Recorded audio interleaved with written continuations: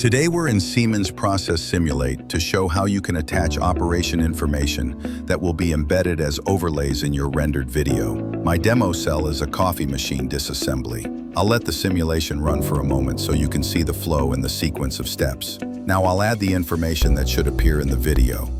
I open the properties of a compound operation, and in the comment field I type the text I want to display later in the movie. Next, I open the properties of a regular operation, and again fill in the comment field with the information I want to show. I repeat this for a few other operations so that each step in the disassembly has a clear, readable note attached to it. With comments in place, I open the movie recorder settings. At the bottom, there's the % icon that lets me add overlay tokens.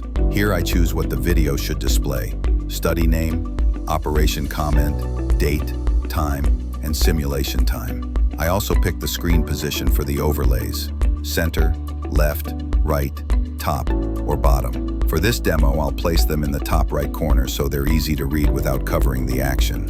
Everything's set, so I start the movie recorder and let the disassembly run from start to finish. When I review the rendered clip, you can see the overlay in the top right updating as the simulation progresses.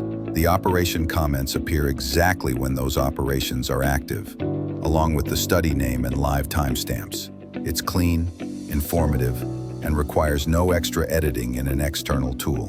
Why this is useful: you can document what is happening in each step, when it happens, and which operation is responsible, directly from your Process Simulate data. It's perfect for reviews, handoffs, training, and approvals, because the context travels with the video.